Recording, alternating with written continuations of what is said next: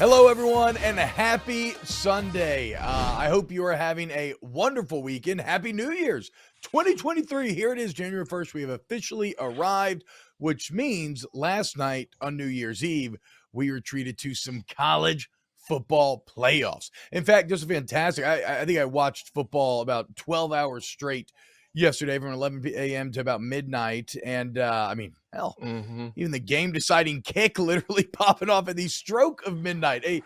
Just a very fun day of football. We here on Snaps, your new favorite college football podcast, are going to break it all down. I'm one of your hosts, T-Bob Hebert, and I am joined by our resident Bulldog, a man who barely escaped the clutches of a months worth of off-season crap talking. The dynasty was hanging by a thread, but the Georgia Bulldogs get it done in the end. Of course, talking about QB1, Aaron Murray. Aaron, what's up, dude? You know what? It's you live in my head, T-Bob. I'm not gonna lie. That was literally I wasn't thinking about Georgia and how tough it would be for them to lose the game, or how crappy it would be to be the number 1 seed to lose to the number 4 seed. I was more selfishly thinking like, man, I don't want to hear T-Bob's crap for the next 4 months about Georgia's not that great, the dynasty's not here, and all your other nonsense that you would have said. I wanted to more be the aggressor today and hound you for your TCU Michigan pick and that whole BS nonsense you were saying last week. You went into some whole book or writing, whatever it was. Like, now I get to drill it against you for the silliness in which you ended our show last week. So if you missed that, go watch it, because T-Bob went on a complete rant about how elite Michigan is. And now I get to be the one giving you crap, so it felt pretty damn good. As I was eating my 12 grapes at midnight, so it was a great start to the new year. I'll say this: did I make a bit of a sports take error by throwing out months worth of conversation because of one Twitter thread with like some popcorn philosophy in it that I read that really appealed to me? Yes, I did. But like I said, I was trying to read the portents and the omens. Like, I thought it lined up with all this stuff I was reading about Michigan. It all made sense in my head. I thought the gods were telling me something. And I maybe should have stuck to my guns a bit here. But before you victory lap too hard, Aaron, I don't think this game went how you thought it was going to either. No. That's the most shocking part about this entire game, is that like Max Duggan, he made big plays. I'm not saying that. Like, he had to do what he had to do for them to win the game. But he did not play well necessarily. It's kind of insane. And we'll get into it more when we get into the stats. But that's the most impressive part about TCU's win, is it was a team win. And that, even more importantly than whatever weird pop culture, real innovation comes from building on the past and look at the Renaissance and whatever the hell I was saying last week. Remember, like a few months ago, we were talking about how, Michigan may be the best team in the country, but ultimately they will be hamstrung by their quarterback. Like, when they entered the playoff, we said they would have the worst quarterback. I don't know that. No, I don't know. They were not hamstrung. Well, I guess the 2 pick sixes. He gave away 14 points. Yeah, the JJ McCarthy. It was a mix. It's a mix. It's a mixed bag. But the point is, I will say this about JJ. Oh, go ahead. No, well, sorry. Last thing. I was just going to say that the TCU team actually outperformed the Michigan team, which is shocking to me. Like, the way that defense was able to bottle up Michigan for much of the night before they started to break through at the end, just everything, top to bottom. I did not think that Sonny Dykes had the dogs to keep up with them on a team-to-team level. I thought maybe Max Duggan, like you were talking about, like, could just play so well that he would be the difference. But that was not the case. Sonny Dykes, TCU, and the Horned Frogs are a lot of credit. They proved a lot of people wrong. Well, I thought the one thing that was shocking was who was the more aggressive team, who was the more physical football team, and kind of Michigan has been given that award for the past couple of years, whether it's the offensive line, win the Jordan Moorhead Award, whether it's the defense and how well they've played for the past 2 years. They were out physical last year versus Georgia. They were out physical, I think, in this game versus TCU. I mean, TCU was the one for the majority of the game, delivering the haymakers. I do want to go back to JJ, because I have been a little bit harsh on him this season. He's a great athlete. I do think he has improved slowly during the season. And listen, he hasn't been asked to do a lot for a good majority of the season. He was asked to do a lot versus Ohio State. I thought he came out there and Yeah. played well, obviously, in that game and was able to lead them to a Big Ten championship. And then in this game, too, like he made some big time throws. I'll give him credit, Yes. man. Like I'm not going to sit here and just say JJ crapped the bed and it was his fault why they lost the game. Like, no, like the interceptions suck. And that is, you go back and you take away one of those pick sixes, maybe it's a different game. You can't give away turnovers like that. But I think overall, he threw the ball the best that I've seen him maybe throw the ball all season, take away those turnovers. Like he was decisive downfield. He was the most accurate I've seen him throwing the ball down the field besides that Ohio State game. Obviously, he ran the ball effectively as well.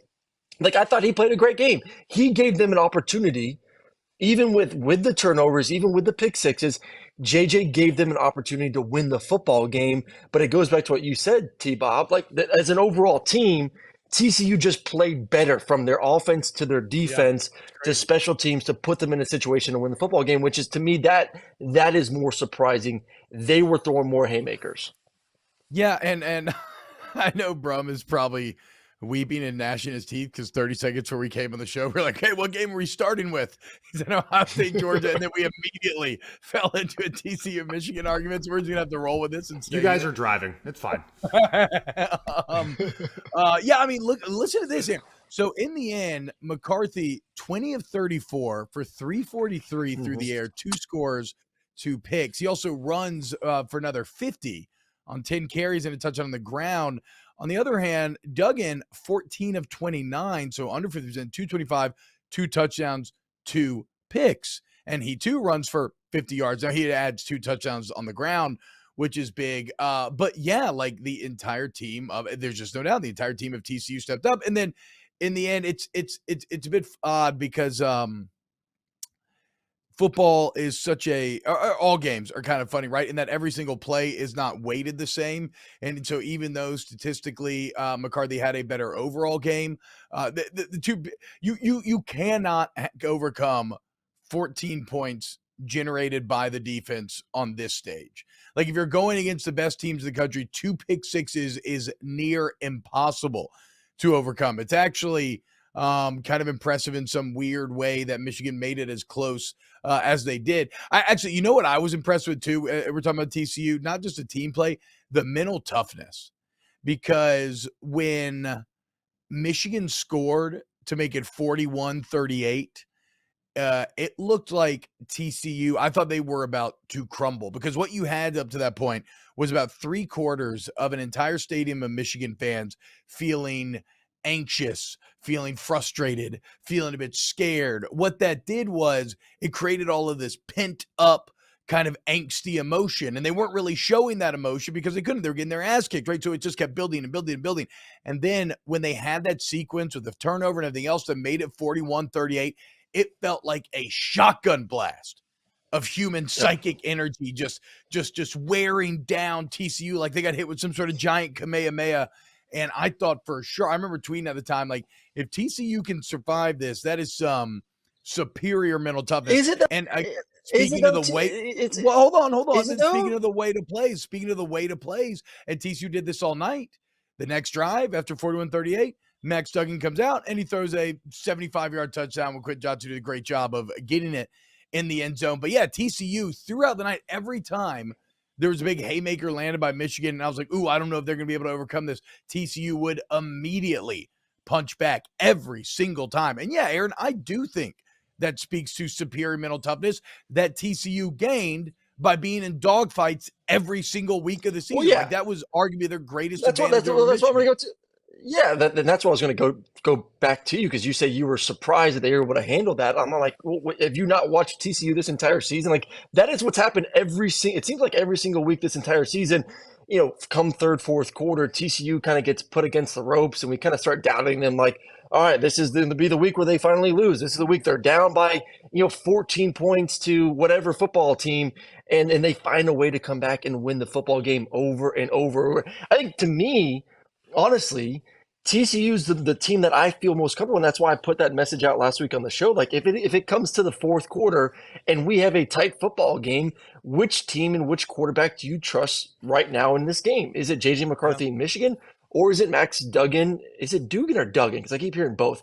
Is it Max Duggan, Duggan, whatever you want to call him, and the TCU Horned Frogs? My money's going to go on TCU because they've shown it year in or week in and week out this entire year that when push comes to shove, put the ball in our hand and let us go out there and execute in crunch time in the fourth quarter. They are the best fourth quarter football team right now in America. There's no doubt about it. And when it's the playoff time and when it's the best teams in the country, it's most likely going to come down to the fourth quarter drive, a fourth quarter moment that kind of separates you from your opponent.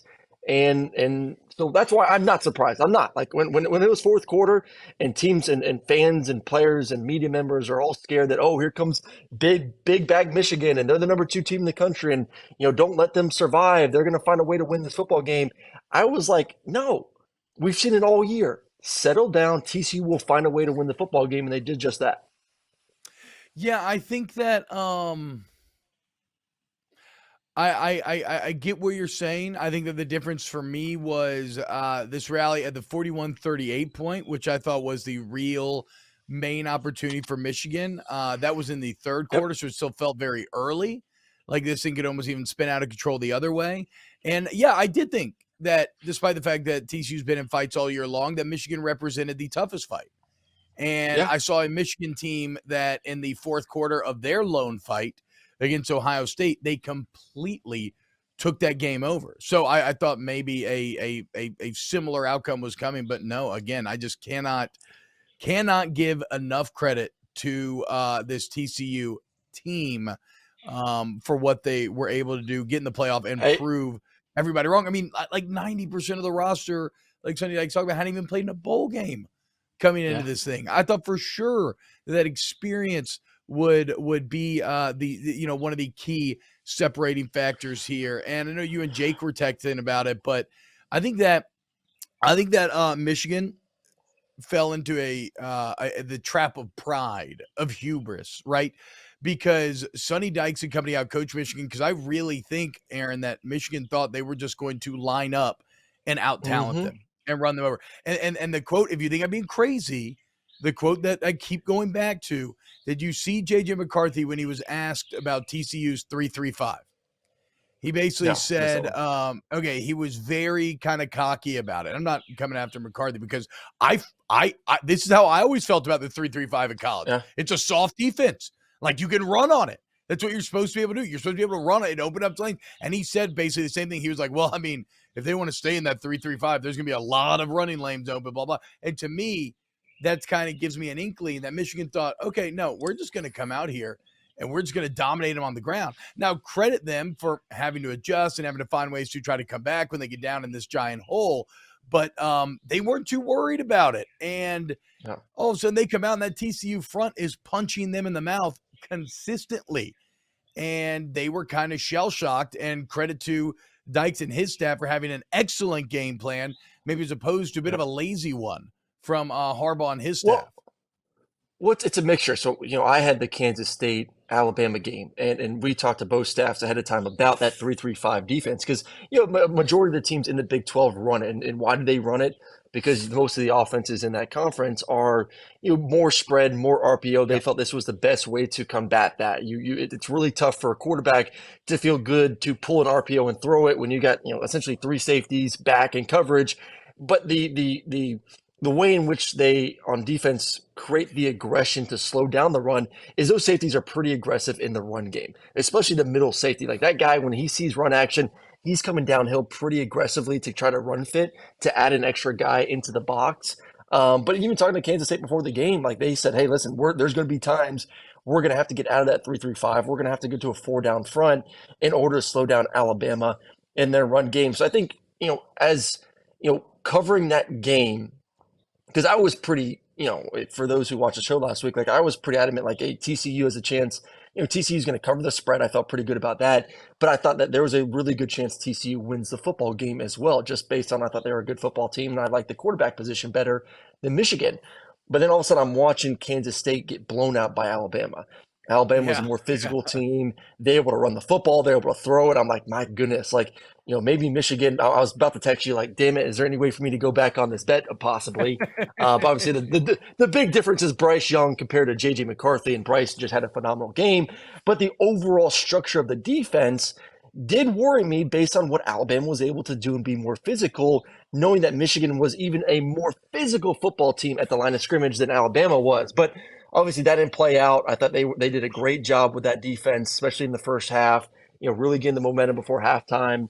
But it was a great game. I think the now talking point to me is I was kind of sitting back thinking about Michigan and where does Michigan go from here is has Coach Harbaugh got to the Ryan Day stage now, where Ryan Day, what have we've been bitching about, and Ohio State fans have been bitching about for the past couple of years of Ryan Day can take us here, but Ryan Day can't win the big one. Well, all of a sudden now Jim Harbaugh is won the Big Ten twice. He's got to the first round, and they've lost those two games. Like, have you gotten to that point now where fans are going to start getting a little bit itchy about not completing the drill for Michigan?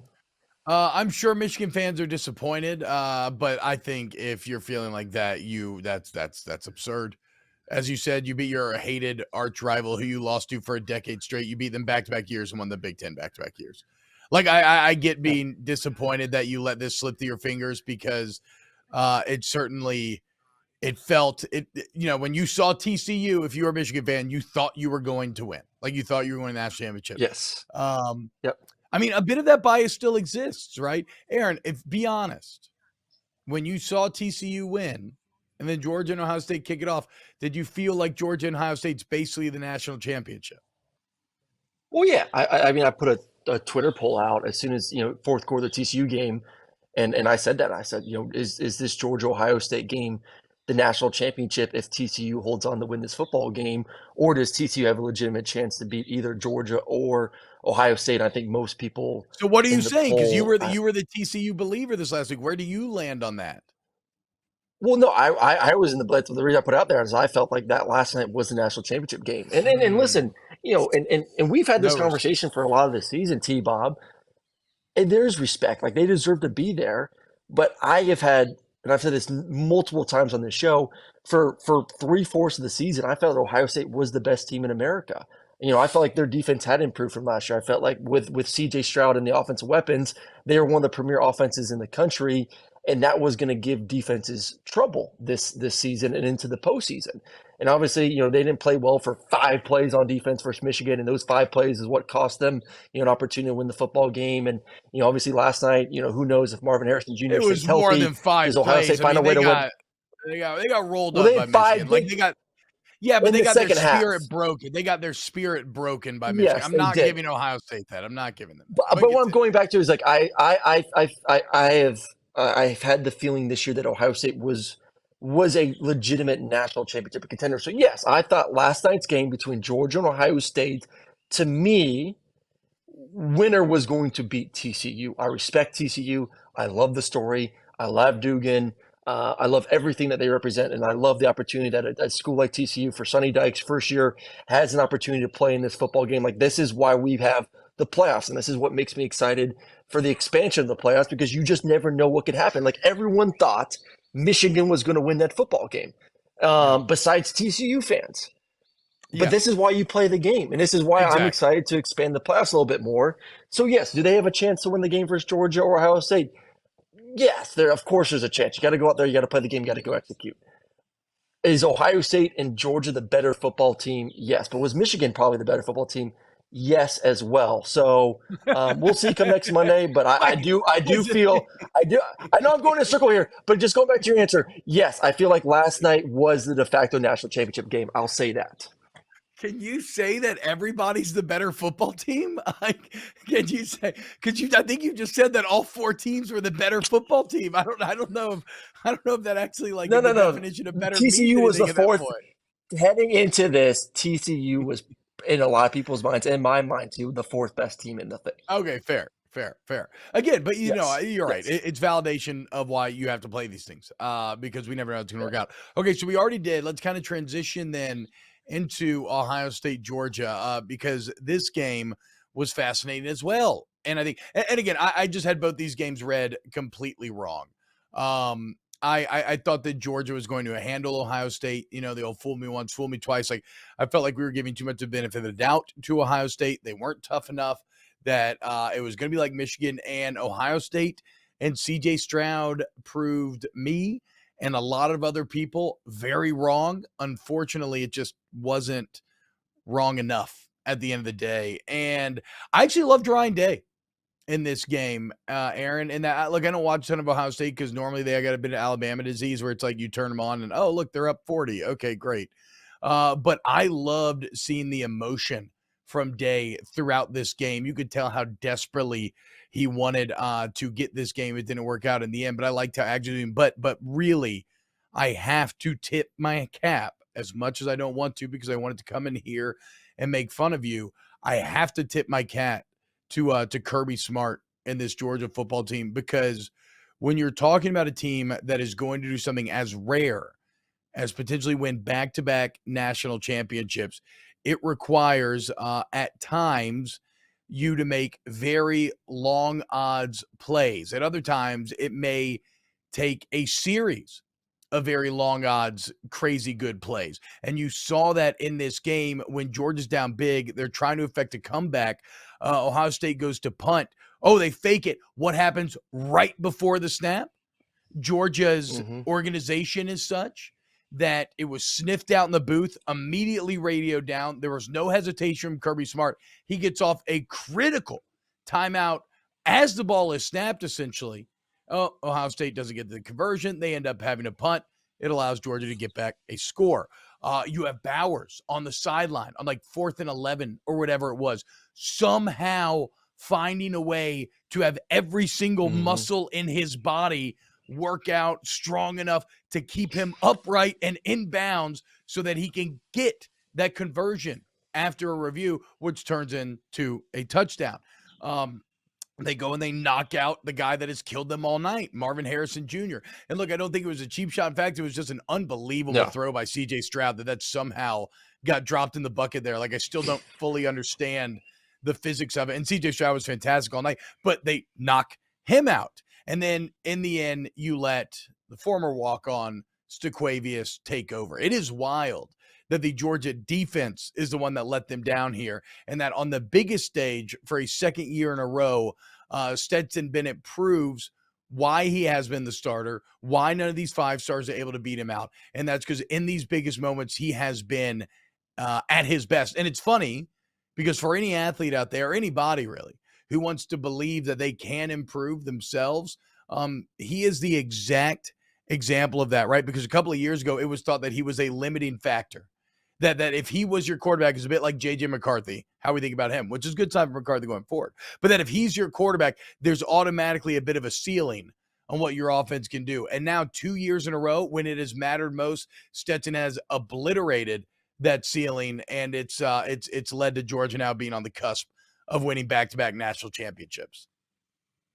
Well, I think every time Georgia was down in that football game, for me, there was never a sense of, even my dad, I was watching with my dad, and there was never a sense of panic mode. And my dad said it best. He's like, man, I think there was 21-7 at one point. Even later in the game, he said it twice. Like, I just feel like Stetson is a guy that plays, we always say, pissed off with a chip on his shoulder. And, he's such a competitor that I feel really good that he's going to go out there and execute pretty fast. And all of a sudden, boom, score a touchdown, tie this thing up. They're down big, and all of a sudden, big play to Arian, to Smith. And obviously, he was wide open, but still Stetson has to find a way to move that single high safety to the right, come back, throw an absolute beautiful ball to keep him in stride for them to then go out there and score a touchdown. And even the last drive, moving in the pocket, getting the ball off just in time to hit Bowers. The executing the dime of a throw off balance to A.D. Mitchell on the out route in the end zone for the touchdown. Nice, to me, there was never a sense of doubt from guys that were in the huddle, guys on the field, coaching staff, the sideline, anyone. Like, guys knew that, Stetson's our guy. And that's the reason why Stetson kept the job last year, because there's a lot of people with JT Daniels on the roster. Like, okay, JT's banged up, but as soon as JT gets back, JT's going to be our guy. JT's the more athletic. JT has the better arm. JT's the one that's going to lead us to a national championship. Or he But went to Kirby SEC knew, media days. The yes, coaches at first thought that JT was the guy. but the team, and this is what makes Kirby a really good coach too, and what makes great coaches. You get the pulse of your team. Who does your team trust the most? And Kirby took a step back, looked at, okay, who does my team believe in as quarterback? And there was an overwhelming majority of them in that locker room that felt Stetson was the guy, that we trust Stetson. We want Stetson to be our quarterback. And that's from like N'Kobe Dean and these first round picks on defense, not just the offensive guys, but defensive guys came out and said Stetson is QB1. We believe he can lead us to a national championship. Obviously, he goes on, plays great in the playoffs, leads him to a championship, and then what he's done this year, Heisman finalist, and then these big time. We always talk about big time games. Stetson steps up and plays it tremendous. Even last year's national championship wasn't great in the first half, had some mistakes, but comes Yeah. out there in the second half versus Alabama and leads them to a national championship. Played okay versus Ohio. I mean, played pretty well, obviously. I'm not going to say, okay, played really well, I thought, in the first half. Interception was kind of crappy. But then second half took his game to another level in Yeah. order to lead Georgia to a victory. I mean, we've talked about him being the greatest of all time for a quarterback. He's right now to me. Pause. What? We've talked about what? What? Stetson? He's Stetson being the greatest Stetson quarterback of all time? in Georgia history. Oh, okay. T-Bob, Okay. T-Bob. Let's take a breather here. Take a breather here. Dude, hold on. I don't know. You're going to the playoffs. You feel like you won the Natty. You're feeling all fat and cocky this morning. Maybe that T-Bob, how many quarterbacks have won 2 national championships? No. Stop it. Not many, Aaron. Not many, T-Bob. Aaron, stop it. Stetson. I'm just going to focus on Georgia here, T. Stetson is now Stetson is now a top 2 player in Georgia history. Yeah. How is he not? How is he not? No. How is he not? How is he not? How is he not? Yes. Georgia history. I'm just sticking to Georgia. How has he not elevated himself to Herschel status after last night? No, he should, but I think he's still behind Aaron Murray. I mean, just look at the stats, dude. No. I will say this: I'm watching it again online right now. I've Twitter pulled up and it popped up again. That touch throw off the back foot on it's not technically an out route. I don't know what you call it, but AD Mitchell there with under a minute left in the semifinal to win the game. That is athletic skill. It's mental toughness, not being scared of the stage. It's big balls. It's leadership. It's literally, it's everything that you're talking about. It's why you get elevated to legend status like Herschel Walker and others in that great Georgia football history. So can't say enough about Stetson. Really can't say enough about CJ Stroud either, though.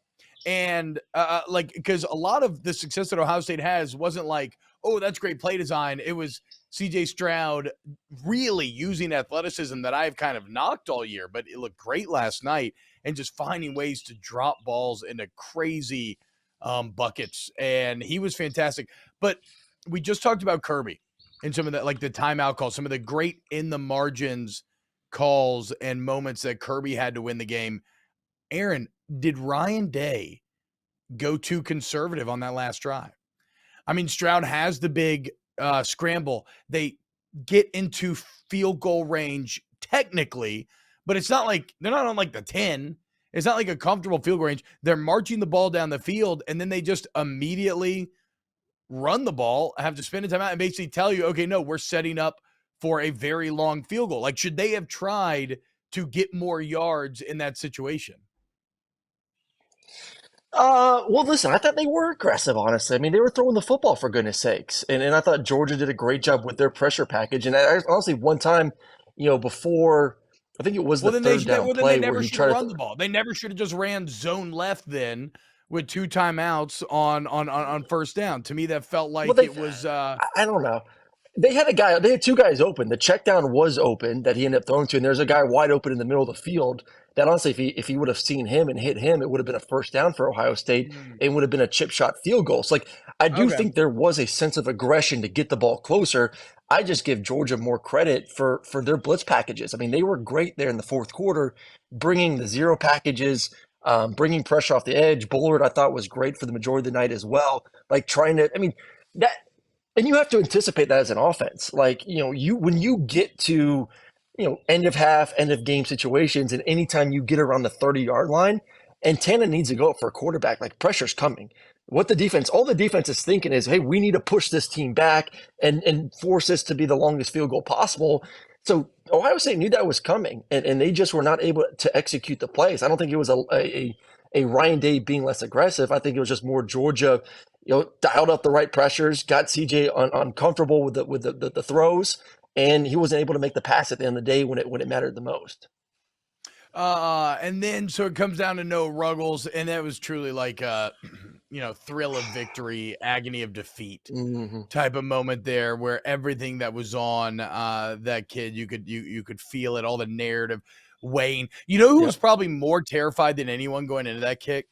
Michigan fans, because they were on the edge of not only they'd already lost their playoff game in highly disappointing fashion, but they were on the edge of watching their arch rival, the team that they thought that they had overcome this season, go to the national championship as the favorite, but they barely escaped.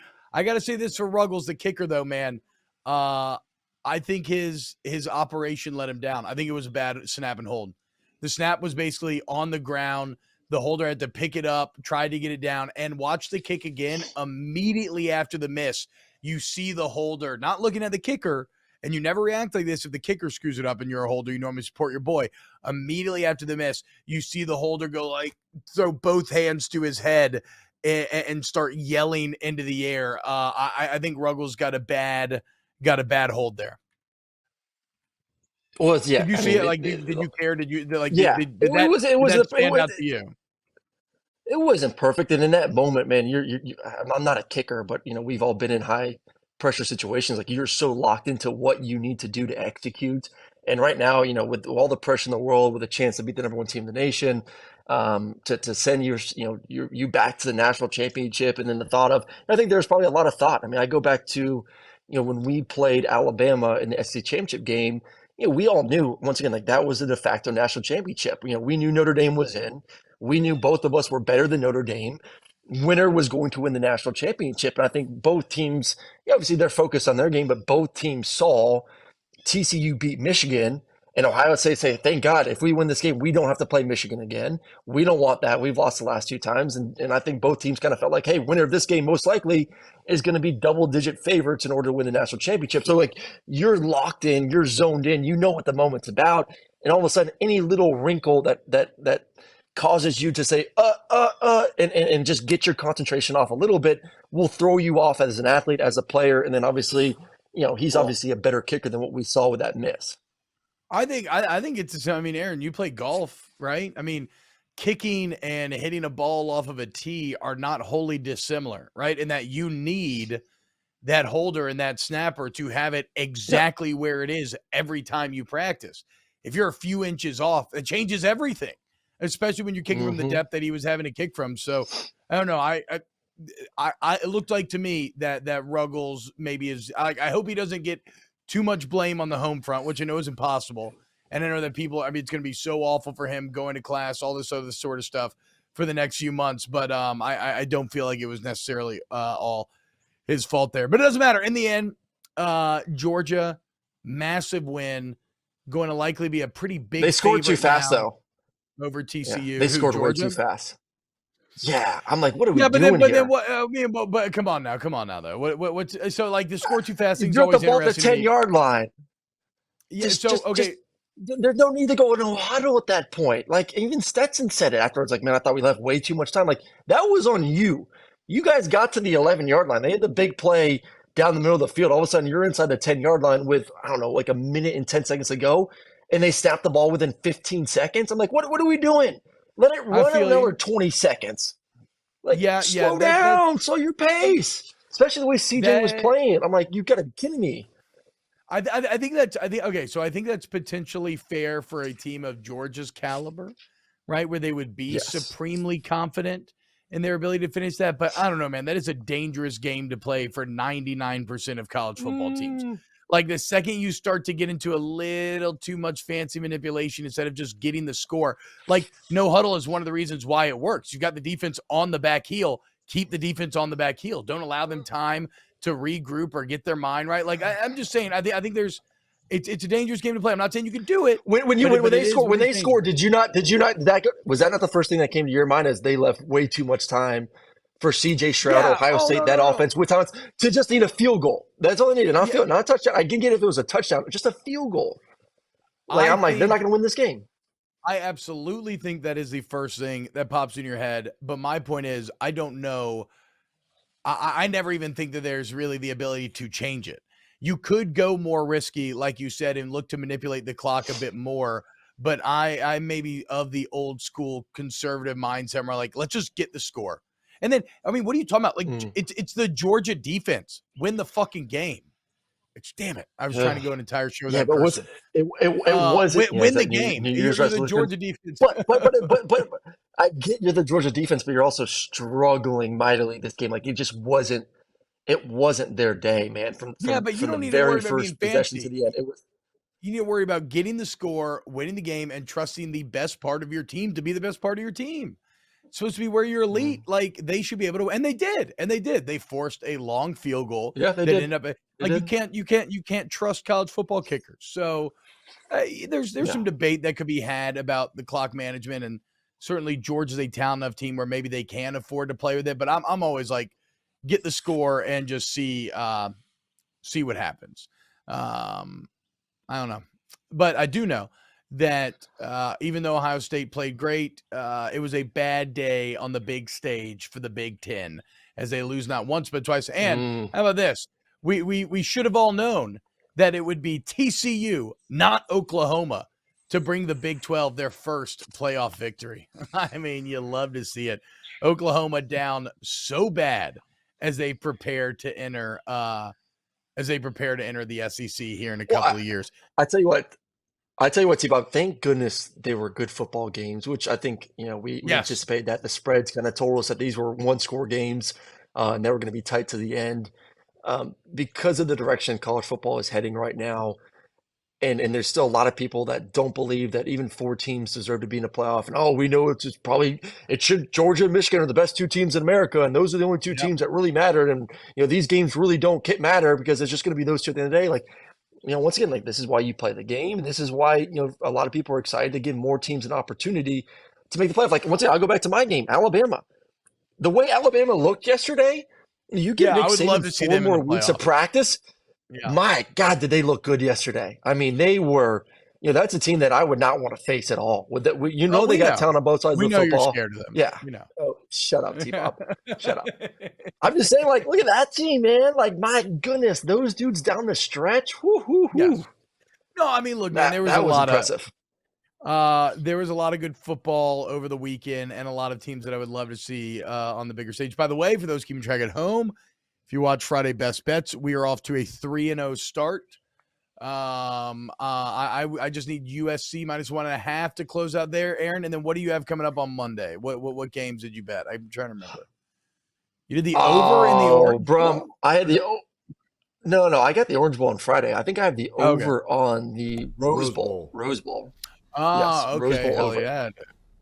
All right. What's the last one, Brom? What's the last one? I don't remember. Let me take we're not. I should have never brought this up. That's an awful job of enticing anybody to listen to our best bets. We believe in them so little that not a single member of the show. It was a late night last night. We're 3-0 though. We went 4-2 last week. 3-0. That's 7-2 in the last 9. Did you bet on Did you bet on Mississippi State? I think that's what it was. Oh yeah, Mississippi State to cover. Mississippi State. Okay, Mississippi State's the last one. Also, to be clear, Aaron has been working his ass off. He's been traveling all over the country, calling all sorts of games. So we will I'll give him some leeway for sure.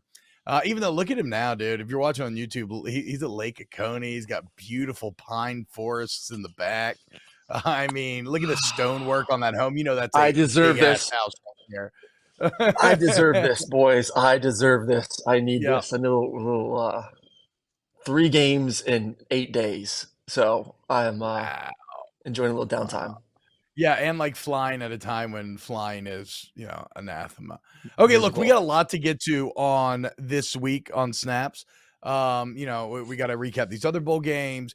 We got to ask whether or not we think that RG3's birth thing was real or was it all set up.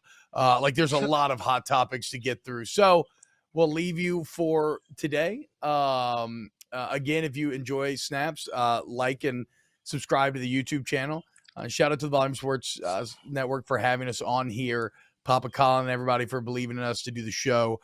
Please, if you're listening on podcast, rate it and review it. If you enjoy the show, if you actually like it, you want to support us, it's a great, very easy way that you can help out. And if you sign up for the FanDuel Sportsbook app, which made a lot of money on yesterday with the boys, you can do that by using the promo code SNAPS and getting incredible sign-up deals. And thank you to Ryan Brumley, Paul Farrington, Pat Gunner, Danny Cardenas, all the wonderful production team here at the Volume. We love you all so much. Happy college football season. Happy New Year 2023. And man, we're looking forward to a great week here on Snaps.